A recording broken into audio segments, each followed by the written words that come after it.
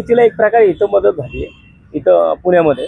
आणि आता तुम्ही जर तिकडं बघताल साताऱ्यामध्ये, जर साताऱ्यामध्ये तिथं जर अभयसिंह जगतापांचं सीट लागलं तर समजा या 3 सीट वाटून घेतल्यात. कारण त्या ठिकाणी तिथं आता शिवसेना दुखवलेली आहे. साताऱ्यामध्ये मारहाण झाली आहे पालकमंत्र्यांना. आणि त्यांचा जर कुठं तिथं इगो दुखावलेला आहे असं मला तर वाटतं प्राथमिक दृष्ट्या.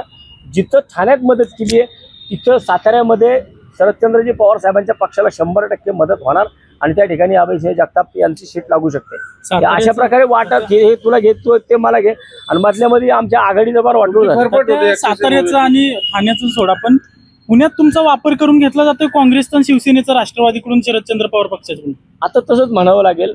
मला वाटतं की त्यांनी पण स्वतःचा पण विचार केला पाहिजे की आज त्यांच्या पक्षाचे फक्त 3 नगरसेवक झाले, आमच्या पक्षाचा 1 नगरसेवक झालाय. जर कदाचित महानगरपालिकेच्या निवडणुकीमध्ये जर त्यावेळेस जो स्टंट केला गेला ते बाजूला झाले सगळे, त्यावेळेस जर असं केलं नसतं तर आज पुण्यामध्ये शिवसेना आणि महाविकास आघाडीचे बऱ्यापैकी नगरसेवक निवडून आले असते. परंतु तसं झालं नाही. त्यावेळेस सुद्धा हीच भूमिका घेतली आणि मला वाटतं की पुन्हा एकदा आमच्या पाठीमध्ये खंजीर खुपसण्याचं काम राष्ट्रवादी काँग्रेसच्या माध्यमातून झालेलं आहे. मग भविष्यात महाविकास आघाडी अस्तित्वात राहील की आता तुम्ही बाहेर पडायचा विचार करताय पुण्यात महाविकास? नाही, आता हा माझ्या लेवलचा विषय नाहीये, हे वरिष्ठ लेवलला विषय घेतील.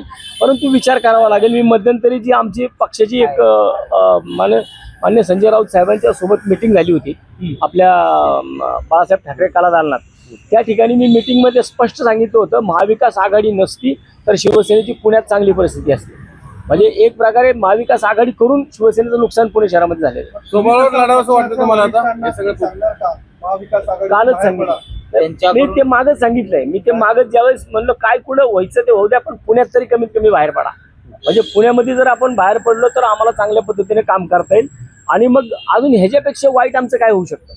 1 नगरसेवक आलेला तर एका नगरसेवकाच्या जीवावरती आम्ही 5 वर्ष 100% पुणे शहरामध्ये चांगल्या प्रकारे लढत देऊ शकतो.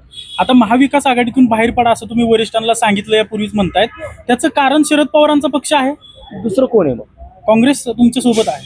काँग्रेस सोबत असती ना. काँग्रेस बरोबरच्या लोकांच्या आता कालच्याला आमच्या एका कार्यकर्त्याचं आंदोलन झालं महानगरपालिकेत, त्यांचे शहराध्यक्ष येऊन बसले होते ना आमच्या इथं.